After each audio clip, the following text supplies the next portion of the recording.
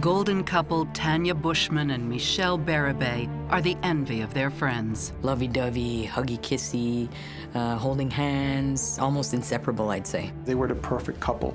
But newly-wedded bliss will give way to jealousy and suspicion. She thought, you know, perhaps he had been having an affair because he would just take off and go. The only person that knew the truth about them was their closest friend. I know that there were a lot of secrets. Someone else? What does that mean? Secrets that threaten to spill over into anger and violence. Was it premeditated? Was it done in the heat of the moment? It was basically suicide or murder. Love may be blind and marriage bliss, but divorce is murder.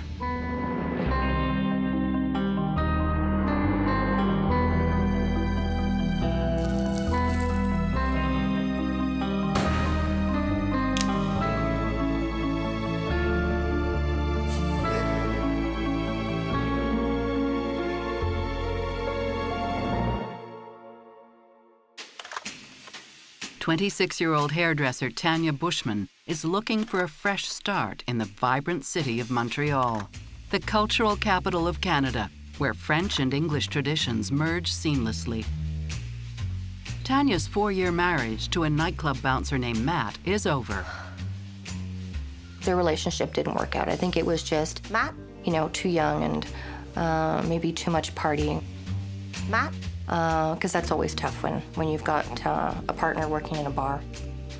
And they got divorced. Tanya is desperate to leave, but she has nowhere to go. Tanya's mother was in Vancouver, the sister was in Calgary, and the brother was also out west. She only makes it as far as the local bar, where she finds an unexpected solution to her troubles. When Tanya and Michel met, he was working in a bar as a bartender. Hi. Hey. Can I get you? Anything strong? Okay, got it. Tough day at the office? Yeah, I even have an office. I even have a home. So, okay, what are you gonna do? The bartender's name is Michel Bérubé, and as luck would have it, he happens to have just what Tanya needs. Listen, I know this is crazy, but I have a spare room. Before long, Tanya is moving out of Matt's place and into Michel's. He had dark hair, slim, well-dressed, immaculately groomed. He was, you know, an attractive man. Michel was someone who liked to look good, dress well. He expressed himself well in French, English, and even Italian. This is it? Great, thank room? you. Sure, hope you like it. I do. The two new roommates are as different as can be. Got a little girly touch in it, right? I will. Tanya was a very bubbly, lively, vivacious person. You know, when someone walks in the room and they have it, that was her. She walked in a room and everybody turned. She was just glowing. Michel was a pretty private person, very reserved, very quiet, to himself a lot. There's a reason Michel doesn't open up to just anyone. Michel lost his mother to cancer. Dad, I'm home. And shortly after his mother passes away, another tragedy. His father committed suicide when he was 18. And he has said that he was the one that found his father. It hurt him a lot, for sure, but already he was crying a lot over the death of his mother, which had also just happened. Michel also has to deal with type 1 diabetes, and it's a constant struggle. He was young when it started. It was certainly something he had to get used to because he had to inject himself twice a day.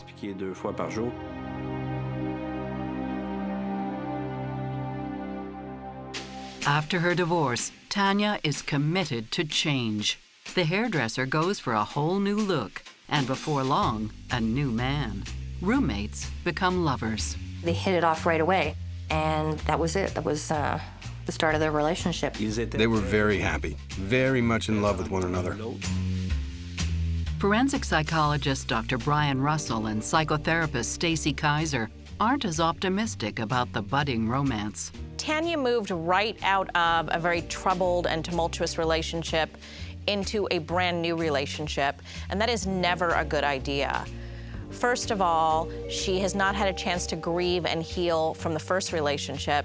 And secondly, a person needs to take some time to really reevaluate what it is they're looking for, what they need. When people do that, it makes it more likely that they're going to repeat similar kinds of mistakes in the future. And I think that she puts herself in a situation that makes Michel into sort of a rescuer. And I think that rescues are usually not good foundations for relationships. From a romantic point of view, it sounds really wonderful.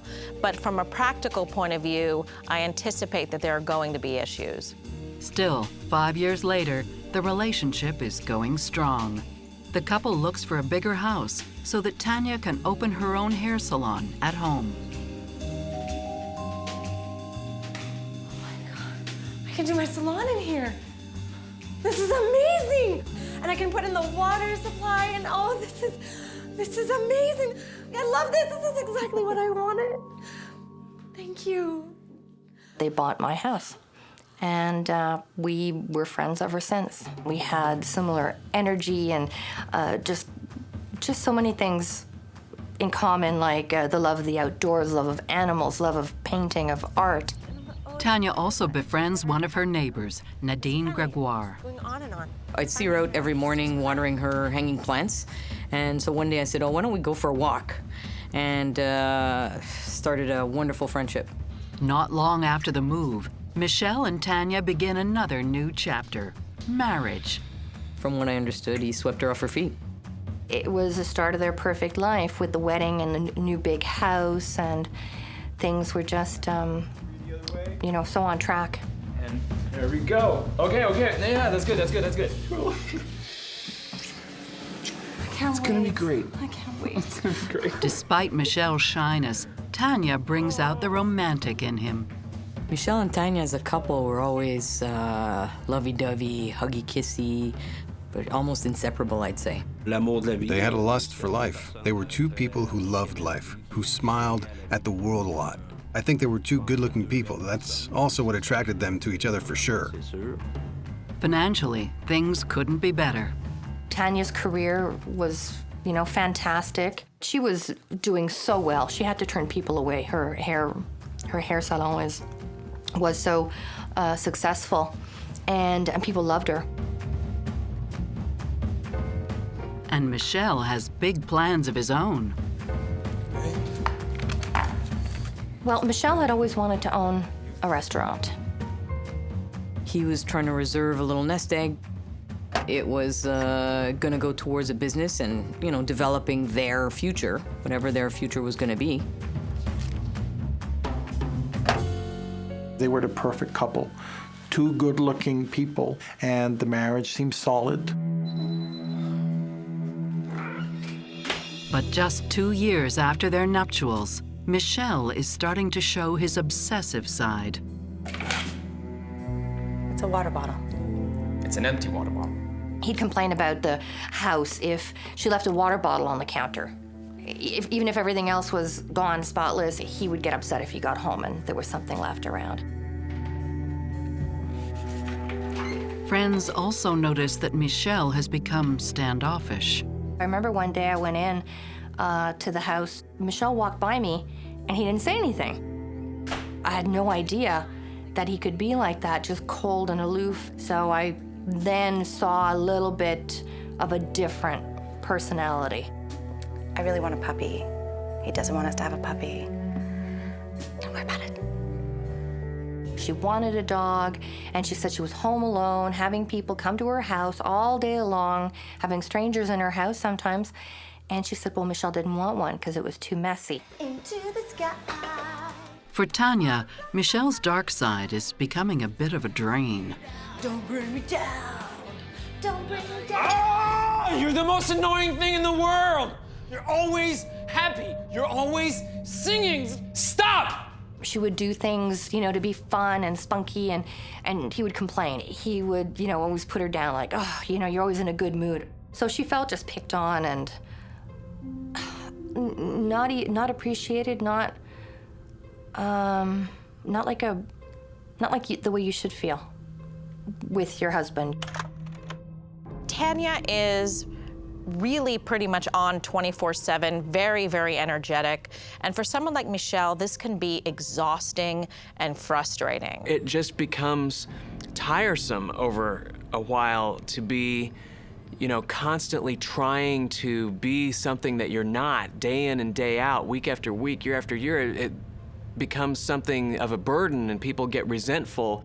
These two have been in a rhythm, things have been working. And now with his personality changing, it could either make Tanya resentful or could make her begin to feel like she has to walk around on eggshells in order to keep him happy. Tanya goes to great lengths to repair the marriage. She would try everything to make their relationship work and to, please her husband. And I remember when she told me they had a little fire going in the backyard, and she came out in a trench coat and, silky, slinky underwear underneath. And, she surprised him, and as I guess most men would probably have been quite pleased. I don't really feel like it.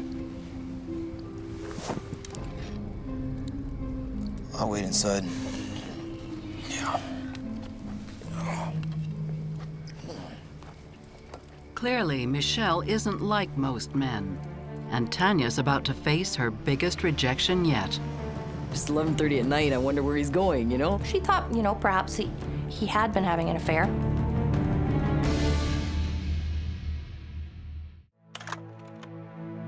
To the outside world, newlyweds Tanya Buschman and Michel Bérubé have it all. But behind closed doors, they've encountered a few snags, especially when it comes to sex. Tanya tries everything she can to spice things up. I don't really feel like it. I'll wait inside. Yeah. Michel blames a medical condition for his flagging libido. Because of his being diabetic, his motivation for sex wasn't strong. Basically, it wasn't there. Tanya was complaining about that he had a problem and she wanted more. Apparently he had been checked, but he said it was just him. It was nothing related to her. This lack of intimacy is taking its toll on Tanya's self-esteem. I think it's normal that women have, some insecurities, especially if your husband doesn't want to touch you. I think there was troubles in the relationship, closeness, passion. Tanya's a beautiful woman, and I think she was feeling not wanted. Kids seem increasingly unlikely. It's kind of hard to get pregnant when you're not intimate. She wanted to have a family. She wanted to have a dog, a family, a home, have children. These were things that were very important to her. It was clear that Michel wanted to have children in his life as well. We never discussed how many, but it was clear that in his life he also wanted to know the joy of being a parent. As the couple drifts further apart, Tanya becomes increasingly focused on achieving physical perfection. 3, 2, 1. We progressed to 5Ks a day, 6 days a week, and started off doing some crunches. Eventually, we built to 300 crunches every 2 days, and we were doing about 30 kilometers a week walking. Well, Tanya was a person that was, I think her appearance was very, very important to her. When Michel is not showing interest in Tanya sexually, it's probably quite invalidating to Tanya. And so one of the reactions that we see from her is this obsessive, almost compulsive working out. And it almost looks like what we see with eating disorders, where somebody who feels that they're lacking control over their life sort of tries to exert some control over what they can, which is their physical body. Great night for movie night. Tanya's efforts go beyond exercise. I remember her saying something about her breasts, that she was, she was flat. But one day she came over for a movie and she sort of took off a shirt and I went, whoa. She had a breast implant operation. She wanted to look better. Even though she was a very beautiful woman, she always wanted to be better, I guess, in her own eyes. more beautiful in her own eyes. Michel never told Tanya that she wasn't beautiful or that she needed to do something to herself. It was Tanya who had this conflict with herself. You're beautiful. As Michel becomes increasingly distant, Tanya relies more and more on her friends. We went to church together, we took oil painting classes together, we played soccer together. Oh my God, we saw each other more than most married couples. I was feeling a void that wasn't filled by her husband. You're going out in that? I'm going out dancing with Deb. Tanya and I took dance lessons together. We took Latin dance together. She was very, very attractive. She was a beautiful girl, and guys would just come over and say hi and how are you and talk and, you know, can I buy you a drink? And when we did go out and she got attention from other people, you know, she enjoyed it. Meanwhile, Michel has swapped his bartending gig for a waiter job at a breakfast restaurant. But at night, he disappears for hours on end. Sometimes before going to bed at night, I'd see the car garage door opening up and, you know, a car coming out. I'd look at my husband and say, it's 11:30 at night, I wonder where he's going. She would tell me all the time, like, oh no, he said he's going out for a drive in his car. So I know that there were a lot of secrets like that. Where was he? Where had he been? 4 or 5 hours gone. And it was never accounted for.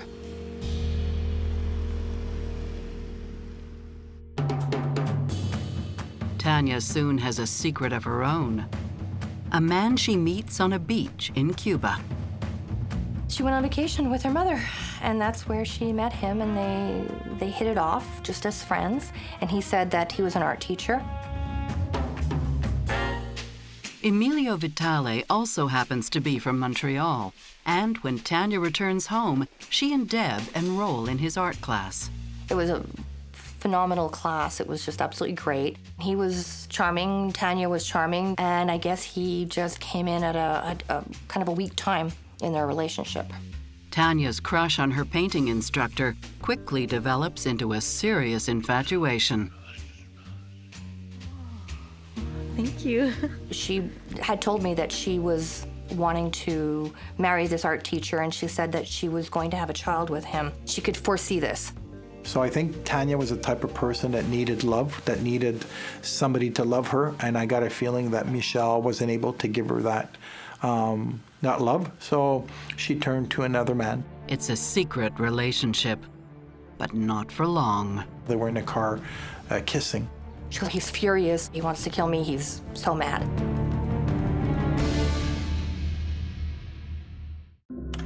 Three years after tying the knot, Tanya Buschman and Michel Bérubé's marriage is in trouble. Their sex life is in shambles, and Tanya has developed a crush on a handsome artist. But this budding romance is about to be exposed. Thanks. They went out for lunch, our teacher and herself. After lunch, they were in the car together. They were in a car kissing.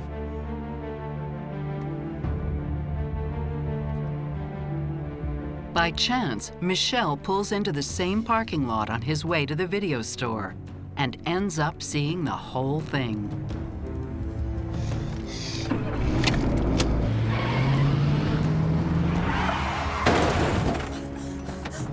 It's my husband. What the hell, man? You need to come down. You need to come down. Don't you dare touch me! Don't you dare! Get out of here! Get out of here!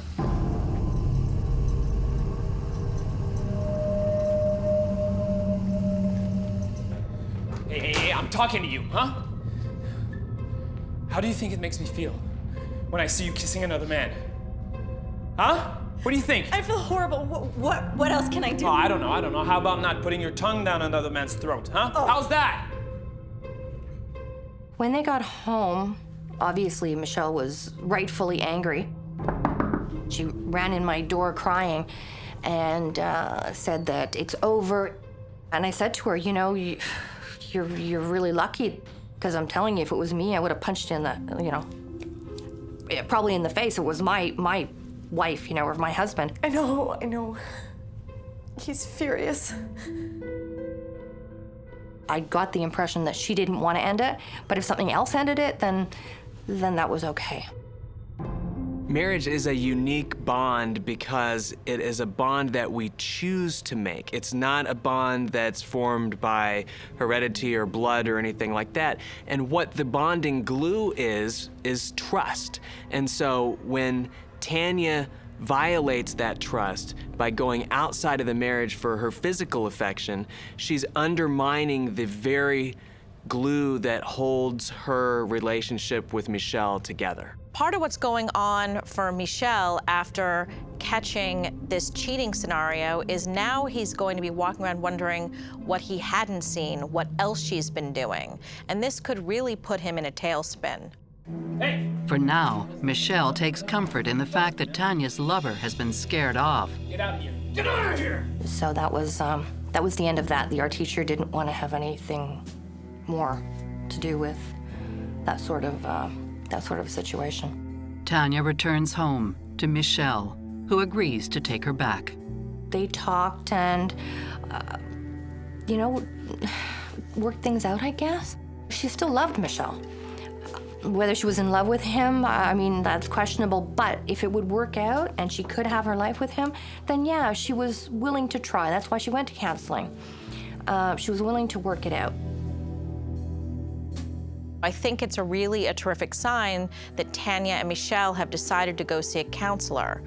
And as long as they can come up with some strategies and rules that their relationship can follow, trust can be rebuilt slowly, and there is a chance for them to survive as a couple. From my perspective, the odds aren't great that Tanya and Michel are going to be able to recover the trust that they once had after Tanya's infidelity. However, one of the things that we know about couples counseling is that both members of the couple have to be there with the same intention. And what can happen sometimes, actually oftentimes, one member of the couple is truly there trying to put the relationship back together, while the other member may be there really to sort of help their spouse come to grips with the fact that they're no longer desiring that. For this couple, counseling doesn't help. I've apologized like a million times. At one point, she got so upset that she stormed out of the room, which is really not like her, at least not the character that I know. I believe that was one of the last sessions of counseling. I don't think she really felt that there was much hope. Are you kidding? What? Anything I do is not good enough for you. You're not even trying. Excuse me, I'm not even trying. Tanya and I were on the phone, and I said, hey, how's it going, and this and that, and she says, oh, not good, and I could hear in her voice a little bit of quivering. What? You know, you just got up and You're you just left. accusing me of everything. I've apologized. You know what? Here, you win. What? Here, there. We're done. You happy now? She just told me that she threw back the ring, and it was very, she was upset. After months of fighting, Michel and Tanya decide that what they really need to save their marriage is a fresh start in a new city, Calgary, Western Canada, over 2,000 miles away. She was willing to do anything to make this marriage work. She didn't want it to end. So she figured a new life, she would be near her family. Also, Michel had a friend who lived in Calgary, one of his best friends. So they were going back to roots, they were going back to family. I think they thought, okay, it's gonna work better. They put their house up for sale. But just 4 weeks later, Tanya is having doubts. The biggest struggle of the whole decision was, first of all, staying with Michel, because obviously the relationship wasn't idealistic, and leaving the clients that she had here in Montreal, having to start over. It's a tough decision, one they won't have a chance to make. They fell in love quick. He was freaking out and crying, and that he'd never had such pain in his life.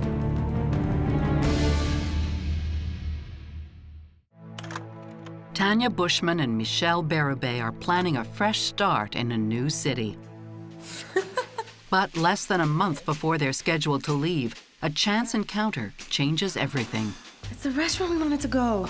He's doing an exhibition. The restaurant owner had a lot of the art teacher's work in his restaurant, so we wanted to go see all the work of our art teacher, because the art teacher was very well known. He has expositions in New York, and he's phenomenally talented, so we wanted to go see his works. Tanya has no desire to fan the flames of her former romance, but she does want to see his work. And when they do, it's another man who catches her eye. We went to the restaurant and we met the owner that night. It's a beautiful piece. Do you like it? Yeah. We know the artist. He was our painting instructor. Ah, so you're Deborah and Tanya. Yeah. Come with me. Oh, okay. The restaurant owner's name is Jerry Moretti, and he and Tanya hit it off right away. When he met Tanya, it was fireworks. Love at first sight. He also had brought in his new puppy that he had bought, and it was the exact dog that Tanya wanted to get. So Tanya thought, oh my goodness, here's this charming man, a restaurant owner, with the dog that I want. Oh, and he just happened to be building his mansion on a waterfront property, and it was everything that, you know, she could have asked for. We went out and she said, Deb, I don't want you to judge me. Please don't judge me. And I said, oh no, you had sex with him. And she said, no. But, you know, I want to date him. I want to take this further. Jerry also wants to take it further, much further. And what would you say if I build a studio in my home for your hair salon? Are you serious?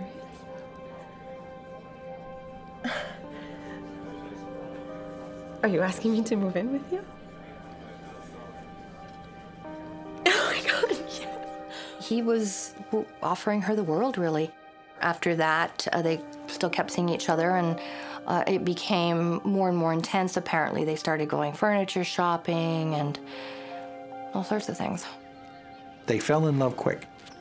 He said there was nothing intimate, though, at that point. They kissed, but the relation was building. It was a strong relationship building between them two.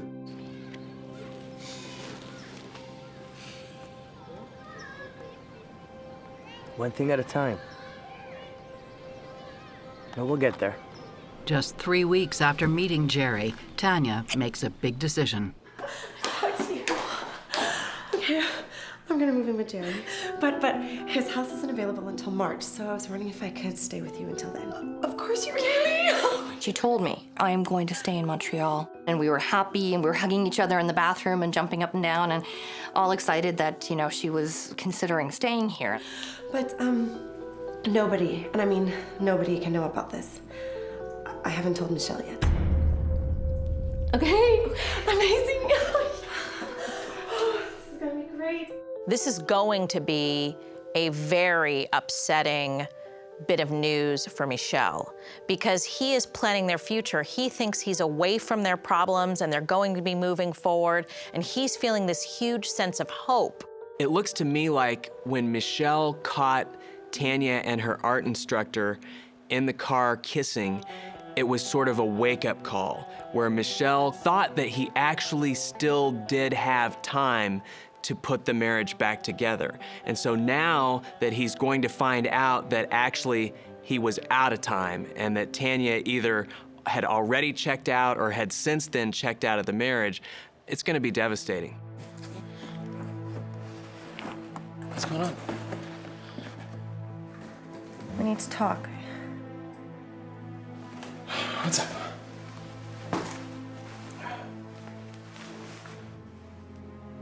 I'm not going. He was freaking out and crying, and that he'd never had such pain in his life, except for when he found his father dead, and that this brought up those sorts of pains and emotions. I thought about this for a long time, and this is not easy for me to say, Michel. Come on. And the next 2 nights, they were up and crying and arguing and fighting, so she hadn't slept for 2 nights. She came to me and she said, Deb, you know, I'm absolutely exhausted. I haven't slept. Michel and I spoke all last night.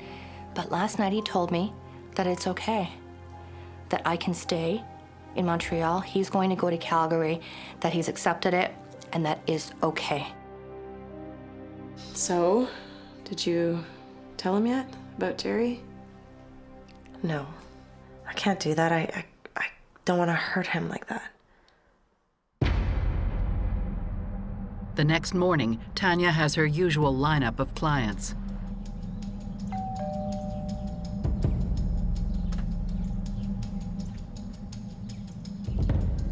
Tanya always confirmed her appointments for the next day. Now, this client was called the night before, saying, okay, your still appointment's still good. Yes, no problem, I'll be there. She went there around 8:30, 8:45. She knocked at the door, and there was no answer. A little later, Deb stops by. I went to her house to pick up her coffee tables and a couple of other things. Showed up at the door, there was no answer. All the blinds were closed. Tanya? She never has her salon blinds closed. Usually the front of the house, everything's always open. So I kept knocking, ringing the doorbell. And as I was standing there, I stepped back from the door, I just felt something go through me. It was like, I didn't see anything, but it was like, you know, when you see these black fogs or black mist that like go through someone, it felt like that. I couldn't breathe. It felt cold. Michel, something's wrong. Tanya's not answering. I called him, but of course there was no answer. Michel can't get to the phone because he's at the hospital. Michel came in with his car. He smashed into the emergency door and took Tanya in his arms. Help! Help! Somebody help! Please! Please, help her! Help her! He was then confronted by the security guard and the nurse and the doctor, and he said that she committed suicide. As Michel rushes in with her lifeless body, he says he found Tanya hanging. The rope was still around her neck. The rope was never removed. The hospital staff does everything they can to try and save Tanya, but it's too late.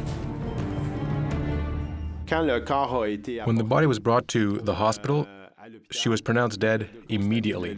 So I got to the hospital. A nurse met me at the door.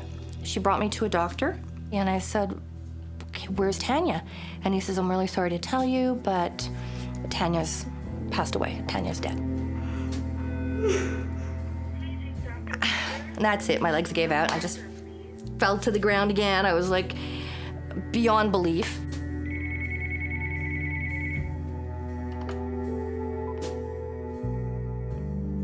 Hello? The next morning, I got a phone call from a neighbor.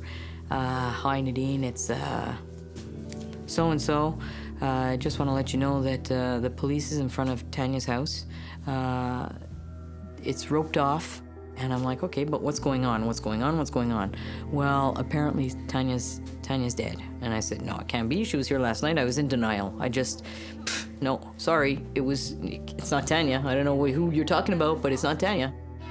5 days later, Michel and Tanya's mother, Nell, attend Tanya's funeral together. Tanya's funeral was very, very quick. She was cremated, and she was put in an urn.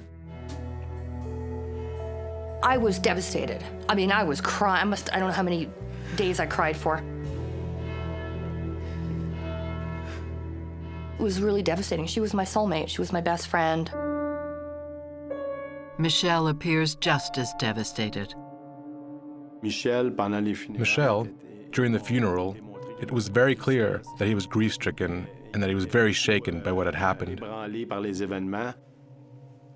Tanya's mother was holding Michel's hand through the process. At the end of the funeral service, Michel has a final message to deliver to his wife. He wrote something on a card. He kept that hidden. When he arrived there, they put the urn inside, I guess, a box or whatever. He put that letter in there. Basically, they close it, and you're not allowed to open it anymore. It's kind of locked. And he refused to say what he had written on that letter. What the guests don't realize is that the police are keeping a close eye on Michel, and that there might be more to this suicide than meets the eye. It's being treated now by the Montreal Homicide Squad as a suspicious death. She had bruises all over her legs, her body, her stomach. Somebody hit her.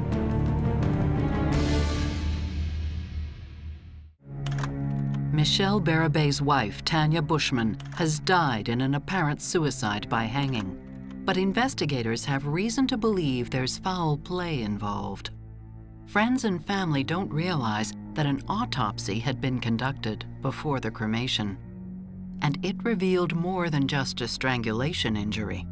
It starts to come out, the mutterings, that it was not a suicide, that it's being treated now by the Montreal homicide squad as a suspicious death. Tanya never talked about suicide. She was never depressed. She never said she did not like her life. And she had a lot of injuries. She had internal injury. She had kidney injuries, stomach injury. She had bruises all over her legs, her body, her stomach. Somebody hit her in those areas. The pooling of blood, known as lividity, shows that when Tanya died, she was not hanging from a rope. Her lividity, the marks where she was positioned, the way she was positioned when she died, she was on her knees. A close look at the crime scene confirms investigators' suspicions. So we got warrants to search the house. As soon as I got in, then I noticed that rope. It was tied to a wooden post upstairs to downstairs. And when you pull it straight, it's 48 inches from the ground. The rope was too long for Tanya to kill herself with it. Tanya could not have been suspended in the air. Her legs would have touched the ground, so it would have been impossible for her to be hanging like that. Could this be murder, poorly disguised as suicide?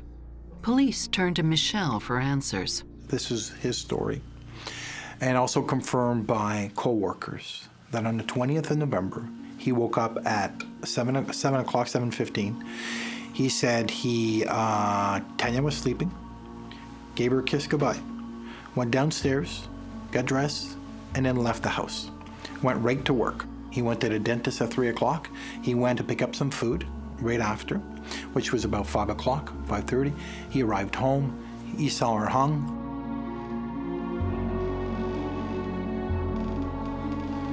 Tanya!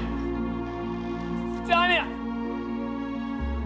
He cut her down. He grabbed her, went to the hospital. Since police know Tanya could not have committed suicide, they know Michel is lying. He's now the prime suspect in her murder.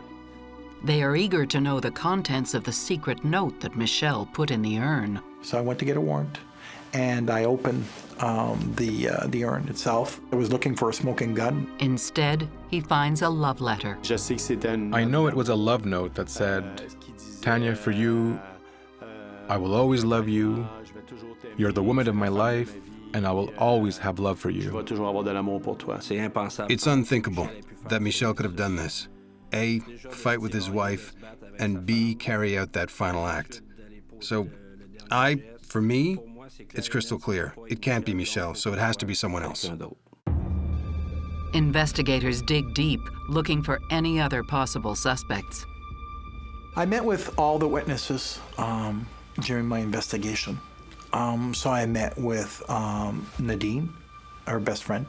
I met with Debbie, her best friend. We had statement taken down. Maybe a week to 2 weeks later on, I received a call from Jerry telling me that he was Tanya's new boyfriend. And that kind of shocked me. I said, oh, okay. There is no evidence that Tanya's boyfriend is involved in her death. Could it have been an intruder? He goes to work at 7:30. Some other guy comes in from 7:30 to kill her and blame it on him. It made no sense at all. There is no evidence to suggest the presence of anyone else in the home. It was basically suicide or murder by Michel. There was no other way. Police need hard evidence to support their case, and that's just what forensic analysis starts to reveal. Now, Michel said he never went upstairs to try to untie the knots. Now, on those knots upstairs, we found DNA. We had Michel's DNA and we have Tanya's DNA. When you fight with somebody and you hit her and you scratch her, you have a transfer of DNA on your hands. So basically, he had Tanya's DNA in her hands already. So when he hung her and he tied the rope on the top, He tied it, and her DNA and his DNA were then upstairs. If it really was a suicide, Michel's reaction is hard to explain. He didn't call 911, and he didn't remove the noose from her neck, so it was still embedded in her skin.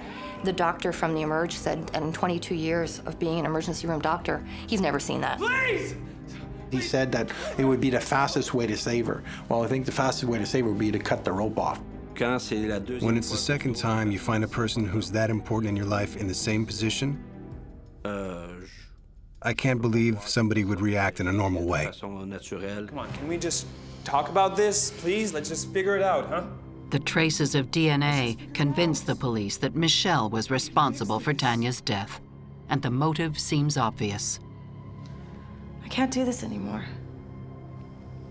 What do you mean you can't do this anymore? What does that even mean? I think she told them she had another boyfriend, and she was leaving him for another man, and that's what he couldn't accept. She wasn't afraid of Michel because he loved her. He loved her too much. She says, he's never gonna hurt me. He loves me too much. I think that's the problem. He loved her so much that nobody else could have her. There's someone else. Sorry. Talking about there's someone else. There's someone else? What does that mean? They got into an argument. They got into a fight, physical fight. What's the matter with you? Hey, what the hell's wrong with you, huh? Who is he? Who is he? On his face, he had injuries. Somebody had scratched him. She was still a pretty strong woman. So that's why he gets hit. She hits him. He hits her. I think it happens upstairs on the second balcony. Who is he? Huh? Who is he? I believe he threw her down the stairs. She got her head knocked, and now she's unconscious. With all the injuries she has internal injury. She has a huge bump, 4 inches on her head and the back. Now he's saying, oh my God, I killed her. You all right? She probably would look like somebody that's dead and not breathing, but we know that she was still alive at that point. And I think he tried to fake it to say that I'm gonna go in jail for the rest of my life. I have to do something here. So he staged a hanging.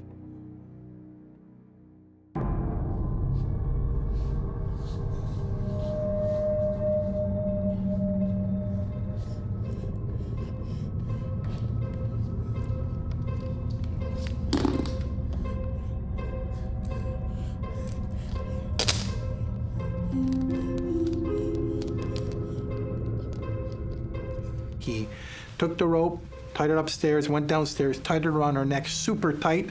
He tied her upstairs, tried to pull her up, couldn't pull her up enough.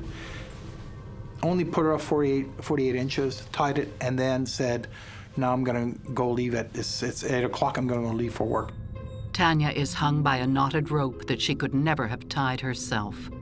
The knots that were made were so tight that Tanya would never have been able to make a second knot after the first. It was so tight that the air would have been cut off. On May 29, 2003, Michel is charged with the murder of his wife, Tanya.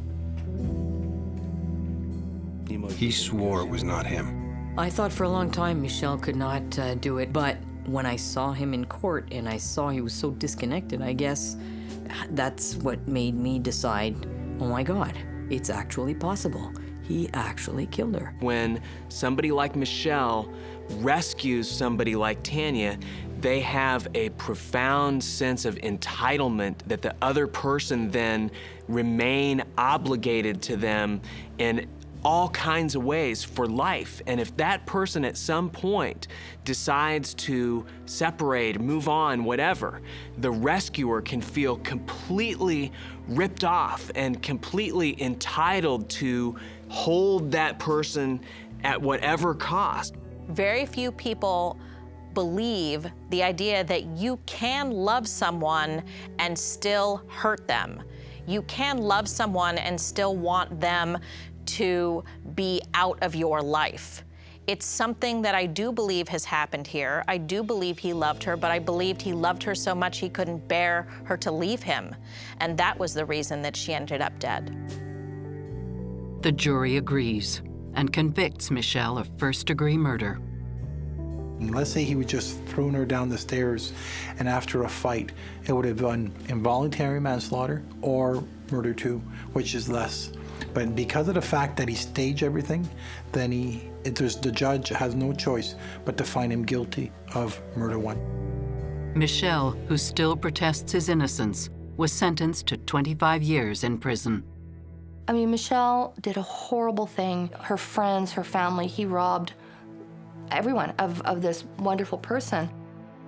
But he's also suffering. I feel sorry for him. I feel bad for him. The family to this day, as far as I know, still, they don't hate Michel. They just wish that he'd admit to killing, to confess to killing their sister, their daughter. That's all they want. And I think everybody wants that kind of closure. She was a ray of sunshine. She was a beautiful person. She gave me a lot of strength. She was my rock. She was my soulmate. She was my best friend. You know, I remember sitting, waiting to be interviewed by the police, and this was at the police station. And I remember thinking, oh my God, I've got to call Tanya. Oh, no, kind of can't call her. That went on for like at least a year. Got to call Tanya, and then I realized that no, you know, she's not there anymore.